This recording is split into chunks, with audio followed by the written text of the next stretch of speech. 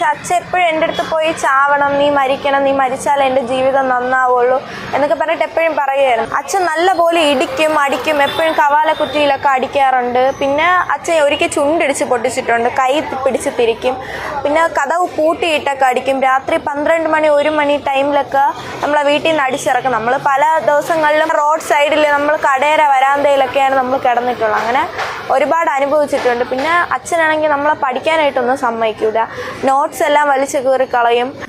ഇതുപോലുള്ള അച്ഛന്മാരൊക്കെ യാണ് ഈ ആണുങ്ങൾക്ക് അപമാനം എന്നൊക്കെ പറഞ്ഞത്. ഇപ്പോഴും ഞാൻ മറ്റേ പ്രിയങ്ക പറയണത് ഇപ്പോഴും ഞാൻ ഓർത്തു പോകണം. പ്രിയങ്ക മോൻ ആ നടി, പുരുഷന്മാരായാൽ ആണുങ്ങളായാൽ സ്ത്രീകളെ കയറി തല്ലും, സ്ത്രീകളത് സഹിച്ചുകൊണ്ടിരിക്കണം. അവരോടൊക്കെ എനിക്കൊരു പുച്ഛമൊക്കെ തോന്നുന്നു. കാരണം ഇതിൽ കൂടുതൽ അനുഭവിക്കുന്ന ആൾക്കാരുണ്ട്. ആ കുട്ടി ആത്മഹത്യക്ക് ശ്രമിച്ചു, ലൈസോൾ കുടിച്ച് ആത്മഹത്യക്ക് ശ്രമിച്ചു. ഒന്ന് ആലോചിച്ച് നോക്കണം. ഇത്രയും പിതാവ് വന്ന് ഇറങ്ങി സ്വന്തം പെൺമക്കളെങ്ങാനും പുറത്തിറക്കി, സ്വന്തം വീട്ടിൽ പോലും സുരക്ഷിതരല്ല, രാത്രി അടിച്ചിറക്കി കണ്ട കടത്തിണ്ണയിലൊക്കെ പോയി കിടക്കേണ്ട ഗതികേട് വരിക എന്നൊക്കെ പറയുമ്പോൾ ചിന്തിച്ചു നോക്കി ആ പിതാവ് എത്രമാത്രം ഒരു ക്രൂരനാണെന്ന്. അയാളൊരു അച്ഛനായിരുന്നു. അത് ചുമ്മാ പിടിച്ച് തല്ല. അയാളേതോ മാനസിക രോഗമാണെന്ന് തോന്നണേ കണ്ടിട്ട്.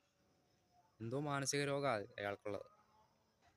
പക്ഷെ എന്തായാലും ആ പെൺകുട്ടി കാണിച്ചതിലും ഒരു ബുദ്ധിമോശം ആത്മഹത്യക്ക് ശ്രമിക്കരുത്. കാരണം എന്തെങ്കിലും ഒരു ഇൻസിഡൻറ്റ് ഉണ്ടായാൽ, എന്തെങ്കിലും ഉണ്ടായാൽ ഉടൻ തന്നെ അത് അധികാരികളെ അറിയിക്കേണ്ട കടമയാണ്.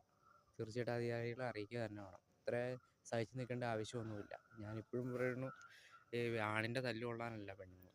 തീർച്ചയായിട്ടും ആണുങ്ങളായാലും ശരി, പെണ്ണുങ്ങളുടെ തല്ല് കൊള്ളേണ്ടതല്ല. ആര് നമ്മളെ നേരെ കയറി ആക്രമണം കാണിച്ചാൽ അപ്പം അതിൻ്റെ ഇതിൽ പ്രതികരണം തീർച്ചയായും പ്രതികരിച്ചേ പറ്റുള്ളൂ. പ്രതികരിക്കാൻ ഇനി തിരിച്ചു തല്ലാനൊന്നും ശേഷിയില്ലാതെ ബന്ധപ്പെട്ട അധികാരികളെ അറിയിക്കുക. പിതാവാണെന്നൊന്നും ദാക്ഷിണ്യം നോക്കുന്നൊന്നും കാര്യമില്ല. അങ്ങനെ പിതാവിനാണെങ്കിൽ തൻ്റെ മോളാന്നുള്ളൊരു നോട്ടം ഇല്ലാതെയല്ലേ പെരുമാറിക്കൊണ്ടിരുന്നത്.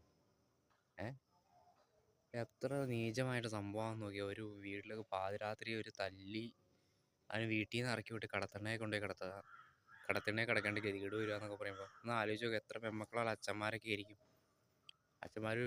ഏറ്റവും കൂടുതൽ അച്ഛന്മാർക്ക് പെൺമക്കൾക്ക് കൂടുതൽ അച്ഛന്മാരെയൊക്കെ ഇഷ്ടം.